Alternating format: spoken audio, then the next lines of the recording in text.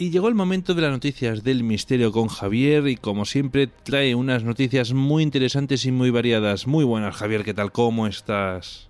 Hola, muy buenas, Víctor, ¿qué tal? Encantado de estar aquí una semana más. Pues bien, muy bien, la verdad. Aquí vamos ya medio encarrilando el veranito y bueno, pues vamos a ver si este verano podemos hacer un verano más normal, más común, ¿no? Porque bueno, ya hablamos la semana, vamos, el programa anterior, hablamos de las vacunas con el coronavirus, con el COVID-19. Y bueno, pues poquito a poco vamos viendo cómo se van vacunando más personas. Vamos a ver qué tal se nos da este verano, a ver si nos dejan un poquito más de libertad que el pasado. Sí, esperemos que el ritmo de vacunación siga creciendo, que parece que va por buen camino y podamos tener un verano, si no del todo normal, por lo menos un poco más normal y que todo esté más tranquilo, que haya mucha gente vacunada, que la gente que no esté vacunada que respete dentro de los límites, ¿no? Que respete las normas que haya y esperemos que todo tiene, por lo menos yo creo que ya vemos la luz al final del túnel. Sí, por lo menos ya vemos algo, ¿no? No, vamos, esto tiene que durar todavía un poquito más, la verdad. Al final yo creo que vamos a tardar un pelín más de lo que creíamos, pero bueno, pero como bien dice, ya vamos viendo un poquito de luz al final del camino.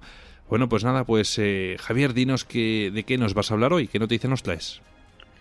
Pues sí, mira, te voy a hablar de la Voyager 1, que es una nave que tenemos ya dispersada más allá de nuestro sistema solar, pero que todavía sigue enviando información, aunque no lo parezca, todavía funciona y todavía nos sigue enviando información, y información muy interesante. Vamos a hablar un poquito de lo último que nos ha enviado o que nos ha llegado aquí a la Tierra de su parte, ¿no?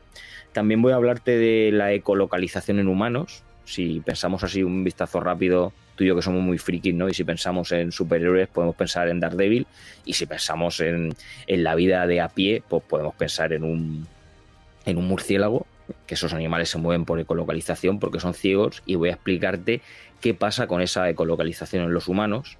Luego voy a volver al espacio otra vez y te voy a hablar del regreso de la nave Osiris, porque ya hablamos en un programa anterior que iba a recoger unas muestras del asteroide Bennu, y esas muestras ya las ha recogido y ya está de camino hacia aquí.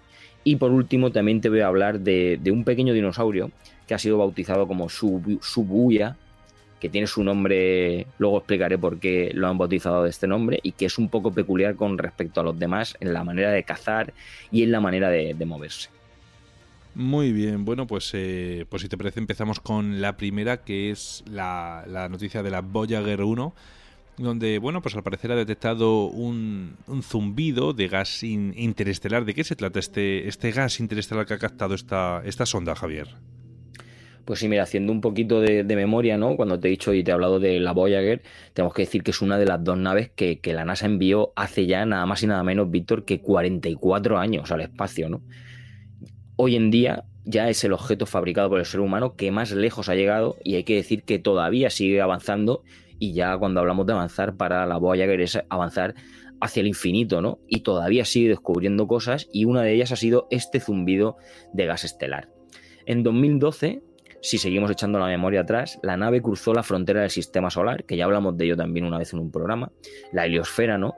Y la atravesó. Y entonces atravesó esa barrera que los astrónomos nombran heliopausa, ¿no? Que es el punto en el que el viento solar ya se une con el viento estelar de otras estrellas, y a partir de ahí es cuando ya se dice que se está desplazando por el espacio interestelar. Ahora mismo, que ya está a casi 23.000 millones de kilómetros de nosotros, varios de sus instrumentos han detectado este zumbido de gas interestelar, que no es otra cosa que ondas de plasma, ¿no? Los detalles de esta investigación, que ha sido realizada por científicos de la Universidad de Cornell en Nueva York, se publicaron hace unas pocas semanas en la revista Nature Astronomy.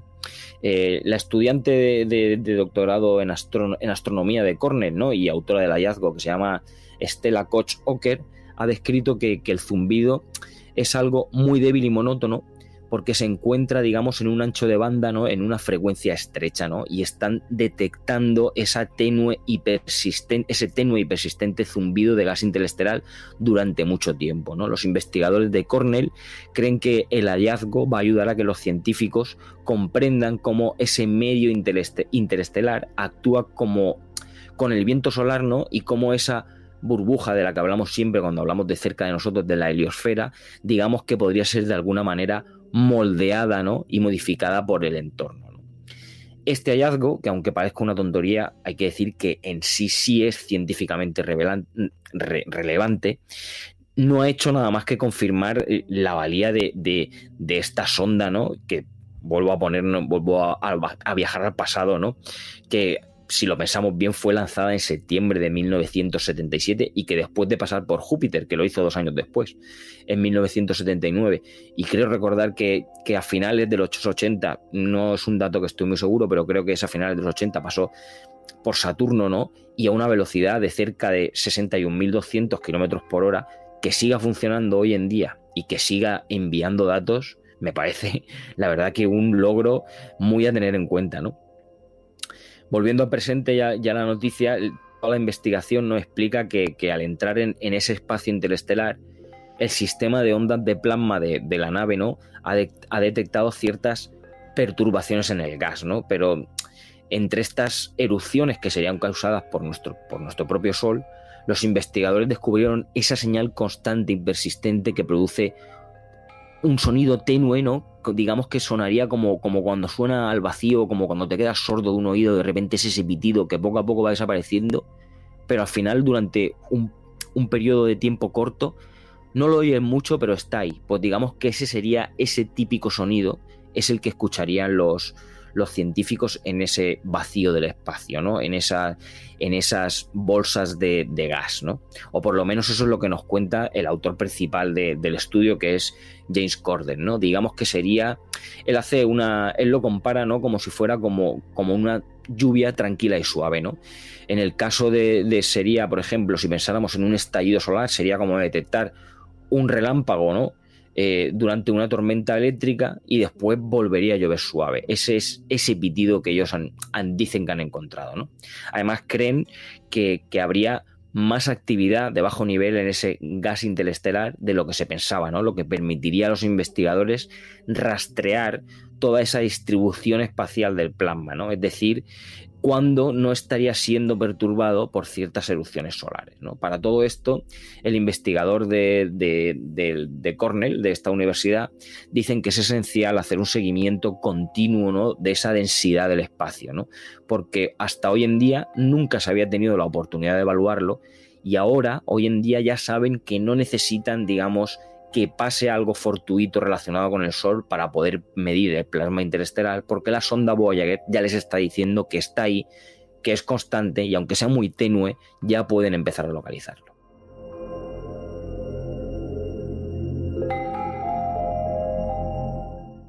En la segunda noticia vamos a hablar de la ecolocalización en humanos. Y bueno, Javier, en la especie de sumario de esta sección nos dijiste que todos los murciélagos son ciegos. Juraría haber leído en alguna revista como National Geographic que todos los murciélagos no son ciegos. Creo, de hecho ven bastante bien. Es como que necesitan esta ecolocalización para poder trazar ese mapa en su cabeza al estilo, como tú bien has dicho, somos frikis, ¿no? Al estilo Batman, para poder moverse mucho más rápido en ese entorno que se ha creado de forma, digamos, virtual en su cabeza. Sí, Víctor, tienes razón. He metido yo ahí un gambazo. No sé en qué estaba pensando cuando todo. Me refería a que no son ciegos, son como a ver cómo lo puedo explicar, como si fuera un poco beodos, ¿no? Digamos que se apoyan mucho en el sistema de ecolocalización porque a lo mejor sus ojos no son tan hábiles para esquivar cosas. Pero he metido ahí la gamba, mea culpa. Nada. Bueno, pero escucha, se apoyan en casi 4 cosas, juraría. Es en los ojos, en la ecolocalización, en una especie de brújula y en un sentido que tienen desarrollados. Alucina, ¿sabes? Sí, son unos animales increíbles. Sí, la naturaleza ya sabemos que al final se abre paso, porque la naturaleza es de lo poquito casi que queda como tal, ¿no? Nosotros hemos sido un poco los que hemos involucionado. En fin, Javier, bueno, pues vamos a hablar, venga, de este personaje de Daredevil. O sea, Daredevil obviamente tenía esos poderes y demás, ¿no? Pero, sin embargo, esta ecolocalización en humanos la tenemos todos. ¿Es algún tipo de microchips que nos pueden instalar? ¿O es algo que a lo mejor no lo tenemos desarrollado porque lo hemos dejado dormir? No sé, explícanos, Javier. Pues sí, mira, Víctor, para empezar te voy a decir que no es la primera vez que la ciencia ha logrado demostrar estabilidad, que aunque parezca una tontería, es una habilidad rudimentaria para la ecolocalización, ¿no? En los seres humanos. Porque hay que decir que todos tenemos la capacidad de detectar objetos en la oscuridad por la manera en la que el sonido podría rebotar en ellos, ¿no? Es más, en el mundo hoy en día existe un puñado de individuos, hay que decir que no son muchos, pero con una notable capacidad para poder orientarse mediante esta localización, ¿no? Pero un reciente estudio reveló que no se trata, como bien estabas preguntando, de una habilidad especial que solamente tengan unos pocos, ¿no? Todos nacemos con ella, lo que pasa es que no la practicamos, no la entrenamos y al final se pierde. Para orientarse, las personas, este puñado de personas, ¿no?, que practican la ecolocalización, hacen pequeños ruidos, normalmente chasqueando la lengua, ¿no?, e interpretan el sonido que estos chasquidos hacen al rebotar sobre los objetos y al volver a sus oídos. Te voy a hablar de uno en concreto, que además es el más conocido. No voy a profundizar mucho, ¿no?, pero sí que sé que es Daniel Kish, que perdió la vista cuando solo tenía 1 año y ha llegado a tal nivel de ecolocalización, ha refinado tanto esa capacidad para localizar que es capaz de oír su entorno con total precisión, incluso en la calle, o sea, de a pie. Cuando sale el hombre a la calle a pasear, no le hace falta ningún tipo de bastón y puede esquivar absolutamente todos los obstáculos que se encuentren. Y volviendo al estudio, pues mira, lo ha desarrollado el doctor Miwa Sumiya del Centro de Información y Redes Neuronales de Osaka, en Japón, y que ha llevado a cabo un experimento, ¿no?, con 15 voluntarios. Hay que decir, aún así, que los seres humanos no estamos acostumbrados a emitir sonidos que nos ayuden a ecolocalizarnos, ¿no? Así que lo que hizo Sumiya, ¿no?, y su equipo fue montar un escenario que digamos que estaba bastante preparado para la prueba, ¿no? Por una parte, situaron un emisor de ultrasonidos que emitía frecuencias de 41 kHz que son inaudibles al oído humano. Esta señal lo que hacía era rebotar por la habitación hasta la cabeza de un maniquí que tenía ciertos micrófonos dentro, ¿no?, de los oídos para simular, digamos, al máximo esa experiencia de sonido de un ser humano. Los ultrasonidos, ¿no?, entonces eran convertidos en sonidos audibles, ¿no?, con un sistema de sonido binaural, ¿no?, digamos que una especie de sonido tridimensional, ¿no?, y ese sonido 3D era entonces reproducido a través de unos auriculares. En la habitación donde se emitían los ultrasonidos había un cilindro, ¿no?, un tubo que estaba dentado y que había veces que giraba y otras veces que no. Y el objetivo de los participantes era tratar de averiguar si el cilindro se estaba moviendo tan solo escuchando las diferencias de timbre y de tono de los sonidos que eran rebotados, ¿no? Pues tengo que decirte, Víctor, que todos ellos lo lograron sin casi entrenamiento y que algunos de ellos incluso lograron determinar la forma del objeto, ¿no? Aunque sí que es verdad que estos fueron los menos, ¿no? Así es que tengo que decirte que parece ser que las personas somos mejores detectando objetos que se están moviendo, ¿no?, que objetos que son estáticos.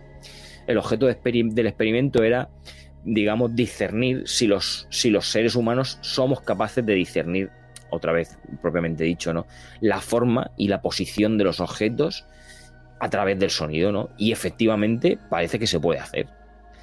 Digamos que la razón de complicar tanto el experimento es porque también se ha demostrado, ¿no?, que podemos valernos de la tecnología para mejorar y potenciar esta habilidad, como bien has dicho al principio, ¿no? Porque en el futuro se podrá integrar un emisor de ultrasonidos básicamente en unas gafas inteligentes o incluso en unos auriculares y que nos ayude a orientarnos en la más absoluta oscuridad usando solamente el sonido.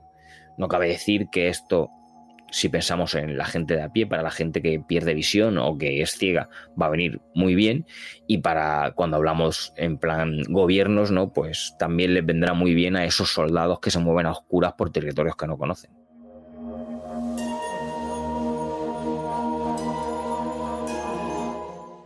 En la tercera noticia vas a hablarnos de ese regreso de esa nave llamada Osiris, que ya ha recogido esos famosos 72 gramos de ese asteroide Venus, si no recuerdo mal, que ya hemos tratado a veces en otras ocasiones, en el programa. Javier, cuéntanos, ¿qué has averiguado acerca de esta nave? Bueno, pues que ha iniciado su regreso a la Tierra con la primera muestra, ¿no?, que se recoge de ese asteroide, ¿no? Como bien has dicho, esos gramos, esos 72 gramos, he leído en varios sitios mientras que estaba preparando la noticia, en algunos sitios pone 60 gramos, en otros pone 62, 60 en unos 72, así que vamos a dejarlo entre 60 y 70 gramos, ¿no? Realmente a nosotros nos da igual, ¿no? De esa masa de Venus, ¿no? Y que puede dar esas pistas sobre la formación de los océanos y sobre todo del sistema solar. Echando un poquito el carrete para atrás, ¿no? Recordemos que esta nave no tripulada partió de Cabo Cañaveral en 2016 con rumbo a Venus, que empezó a orbitarlo en 2018 y en tan solo unos segundos tocó tierra, y esto lo entrecomillo porque al final no es tocar tierra, ¿no? Es tocar el asteroide, y recolectó la muestra durante el año pasado, en el año 2020. Después la nave continuó dándole vueltas al asteroide hasta que se esperó a que iniciara ese largo viaje de vuelta a la Tierra que concluirá en 2023. Dando un poquito de información más exacta, ¿no? Digamos que el día 10 de mayo de 2021, sobre las 4:15 de la tarde, una confirmación a la sala de control llegó de que volvió a encender sus motores para alejarse de la órbita de Venus. Unos 16 minutos, hay que decir, cuando te he dicho las 4:15, ¿no? Digamos que exactamente eran las 16:16, y es porque hay 16 minutos de delay, ¿no? Son 16 minutos después de que realmente hubiera sucedido por ese retraso de las comunicaciones por las distancias, ¿no? Me parece que lo hablamos la última vez, pero tengo que recordar que el asteroide Venus es una cápsula del tiempo de nada más y nada menos que 4.500 millones de años, y ese análisis, ¿no?, de las condiciones, de la cantidad de agua que tenía esa zona del sistema solar, va a ayudar a entender cómo se forma nuestro propio planeta, ¿no?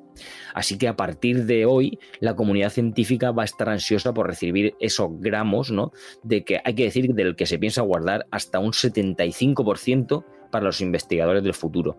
Sin embargo, hay que decir, Víctor, que los investigadores todavía van a tener que esperar al menos 2 años y medio hasta que la cápsula con este preciado material descienda otra vez a la Tierra, que calculan será cerca de septiembre de 2023, que ya saben que va a caer en el desierto de Utah. Eso sí, por el camino va a tener que superar con éxito varios desafíos en esa trayectoria, ¿no? Uno de los primeros retos, y que demandaba mucha precisión, era salir de la órbita de Venus a toda velocidad y hacerlo adecuadamente, ¿no?, teniendo en cuenta dónde va a estar la Tierra, el planeta Tierra, en 2023. Tenemos que pensar que la sonda se encontraría dando vueltas alrededor de Venus y que tiene que salir disparada en la dirección correcta y a la velocidad correcta para encontrarse con la Tierra en 2 años. Los propulsores de la nave, que van a una velocidad de 958 km por hora, tienen que cambiar para que la trayectoria llegue a cruzarse con la Tierra y logre aterrizar con éxito. Además, la nave va a tener que darle al Sol 2 vueltas enteras y cubrir alrededor de 2.300 millones de kilómetros durante estos 2 años para poder alcanzarlo, la Tierra. Los científicos, además, explicaron que la salida de órbita es tan crucial en esta misión como lo fue alcanzar la órbita de Venus en 2018. Haciendo un símil, ellos decían que esto es como una bala que viene a altísima velocidad y que de repente tiene que desacelerar para poder estar en órbita y no estrellarse. Así que esperemos estar aquí para contarlo en 2023 y a ver qué nos trae y qué nos descubre ese asteroide de 4.500 millones de años de antigüedad, a ver qué secretos se esconde y qué podemos contar en un futuro.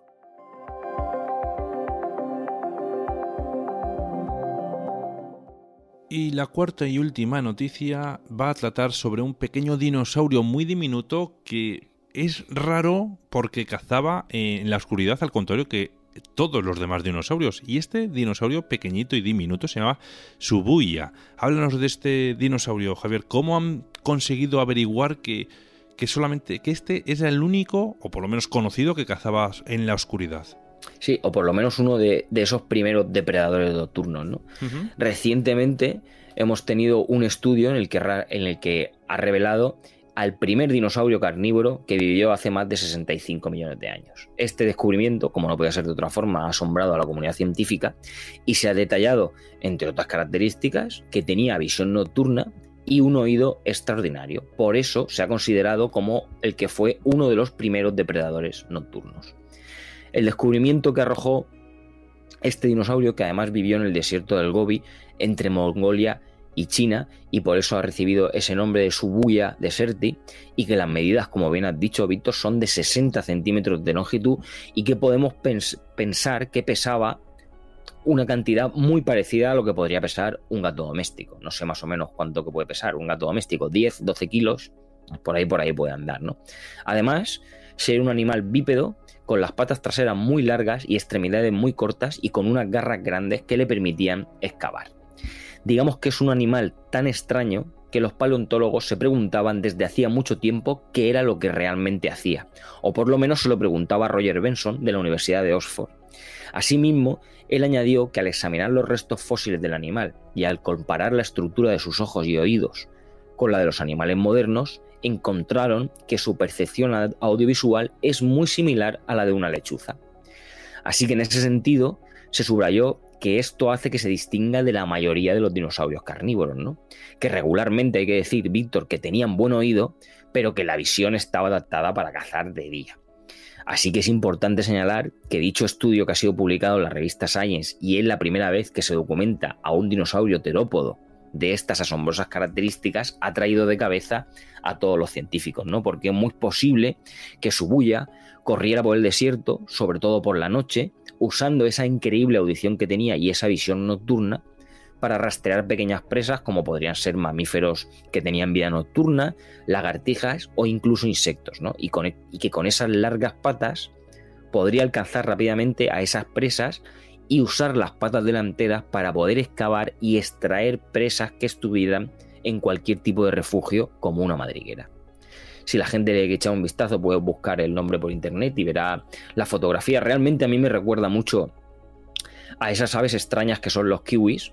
Lo que pasa que con una especie, porque al final solo tenemos el esqueleto y lo demás es recreado, ¿no? Y digamos que tiene esa especie de pájaro, esos kiwis me recuerdan mucho a este animal tan asombroso, uno de los primeros cazadores nocturnos y que además estaba preparado para ello. Así es que nada, vamos a esperar a ver qué más nos cuentan, porque cada vez que encontramos un dinosaurio nuevo es una maravilla.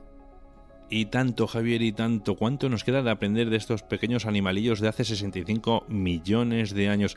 Bueno, algunos nos quedan todavía por aquí, no de hace tanto, la verdad, o en teoría no, porque bueno, hay muchas leyendas, ¿no? Hemos hablado alguna vez del Mokelemembe, que dicen que es un dinosaurio que hay en un río, en unos ríos de África, una zona de África más concretamente. Y como te digo eso, podemos hablar del celacanto, que es verdad que no tiene 65 millones de años, pero tiene muchos años, la verdad, de tal. O incluso, venga, va, métete a la piscina, aunque me van a llevar palos, el megalodón. ¿Cuánto me gustaría que ese bicho todavía siguiera existiendo? Fíjate, Javier, ese es uno de mis animales prehistóricos favoritos y cuánto me encantaría. Y sabes, sobre todo, todavía albergo alguna esperanza de que a lo mejor algún día nos sorprendamos. Me cuesta mucho creer que eso exista, porque creo que ya lo habríamos visto, pero bueno, escucha, el mar, siempre lo hemos dicho, el océano o las profundidades oceánicas es quizás lo que menos hemos investigado. Incluso, como hemos dicho, sabemos mucho más casi del espacio que de las profundidades del océano. Y fíjate que, no sé si recuerdo, y fíjate que a lo mejor me equivoco en el tiempo, pero creo que en las Islas Canarias encontraron un diente de megalodón de tan solo 1000 años, y eso es hace nada, eso es ayer, hablando siempre obviamente cronológicamente. Sí, la verdad es que cuando muchas veces todos estos animales que han nombrado ya rozamos, son críptidos, al final es criptozoología, ¿no? Porque muchos de ellos solamente han quedado en la leyenda, que todo está basado, sí que es verdad que luego hay algunos que se ha demostrado que todavía existían, ¿no? Como el celacanto, que se le creía extinto y todo ese tipo de cosas, pero al final la mayoría de ellos vienen de leyendas, y que hay que decir que porque vengan de leyendas no significa que sean menos creíbles. Todas las leyendas vienen de algo que ha sido real o que ha sido parecido, ¿no? Y sí, al final es como todo, ¿no? Conforme vamos avanzando en la tecnología, vamos descubriendo más cosas, y al final, como bien has dicho también, el mar, ya lo hemos hablado aquí también alguna vez en algún programa, cuando tenemos esta pequeña conversación al final de las noticias tú y yo, y es que el mar es el gran desconocido, ¿no? Tú piensas toda la cantidad de agua que tenemos, a qué profundidades no podemos ir, o sea, has hecho bien en compararlo, porque también lo hemos dicho alguna vez que otra, cuando vamos a salir al espacio nos estamos planteando llegar a Marte cuando no podemos bajar a unos pocos miles de metros, ¿no? Entonces, ¿qué nos encontraremos ahí abajo alguna vez? Pues oye, siempre que va a quedar la esperanza, aunque suene aterrador, ¿no? De que cualquier tipo de esto de animal, como bien has dicho el megalodón, a lo mejor a unas profundidades absurdas todavía pueda estar. ¿Por qué no? O por lo menos enviar algo que lo investigue, enviar una cámara de alguna manera que nos lo pueda aclarar, ¿no? Por lo menos bajar más allá de donde se ha conseguido bajar, ¿no? Porque hoy en día los materiales que existen no aguantan esa presión, pero con el tiempo, al final, es lo de siempre. Cuando sigamos avanzando con el tiempo, llegaremos a un momento en el que podremos bajar y oye, ¿por qué no? Siempre está bien que mantengamos la esperanza de que, oye, alguna vez sabremos qué hay ahí abajo. De hecho, Javier, hace bien poquito ha habido un submarino, vamos, que ha bajado, juraría, el segundo punto más profundo de la Tierra, que está también ahí además en las fosas de las Marianas, y casualmente era un español, uno de los que iba en ese submarino, y lo grabaron todo y se tiraron, juraría que como 12 horas para bajar aproximadamente. Y creo que ha sido, no sé si ha sido en el mes de mayo o finales de abril, pero por ahí anda, Pues sí, para que veas. Entonces es lo que estamos hablando. No lo conozco con exactitud y no sé tampoco la profundidad que ha bajado, pero al final es lo que te digo. O sea, por mucho que haya bajado, no es una profundidad, seguro que no será una profundidad suficiente como para poder encontrar sin un espécimen vivo de uno de estos animales que hablamos de, ahora que seguimos hablando del mar, ¿no? Estamos hablando del megalodón. Pero ¿por qué no los restos, no? Sí. Para poder encontrar los restos hay que bajar muchísimo más abajo, seguro, de lo que ha llegado este submarino. Ya te digo, yo espero que con el tiempo, si no con gente a bordo, porque a lo mejor es un poco más complicado, sí cuando hablemos de drones, ¿no? O de robots, o no sé cómo lo llaman cuando es por bajo el agua, ¿no? Estos drones submarinos, como ya te digo, no conozco el nombre técnico, pero yo confío que en el tiempo sí que llegará un momento en el que veremos, tú imagínate, ¿no? Ver lo que es el suelo, ¿no? El final de la fosa de las Marianas, o sea, lo que hay al fondo. Eso tiene que ser espectacular. Desde luego que sí. Mira, Javier, me parece que bajaron 10.600 metros, ¿eh? O sea, no es poco, ¿eh? Ya te digo. Pero bueno, que hablamos del tema del megalodón. El megalodón es un animal que a día de hoy se sabe que existió. Ese no forma parte de una leyenda porque se han encontrado dientes, se han encontrado fósiles y demás. Sí, hay una quijada entera en un museo. Efectivamente, y es original, que no es una recreación. Entonces... Ajá. Al final, y es lo que tú dices, o sea, que se mete una persona dentro de esa quijada. Entonces imagínate, ¿no? El tamaño que tenía eso. Pero que sí. Oye, quién sabe, también queríamos al calamar gigante, un animal extinto de leyenda, en 20.000 leguas de viaje submarino. Y ahí está. Además, no muy lejos, ¿no? En las costas asturianas han encontrado alguno, así que... Pero bueno, y encima era cría, ¿eh? Y eran como 14-15 metros, y era una cría, o sea, que no me quiero imaginar cómo son papá y mamá. En fin, Javier, bueno, pues nada, como siempre digo, pues noticias muy interesantes, muy variadas y me encantan, así que nada, Javier, que te deseo una muy buena semana y bueno, pues nos vemos en el próximo programa. Claro que sí, Víctor, un abrazo para ti y todos los oyentes y la semana que viene aquí estaremos. Muy bien, un abrazo, cuídate.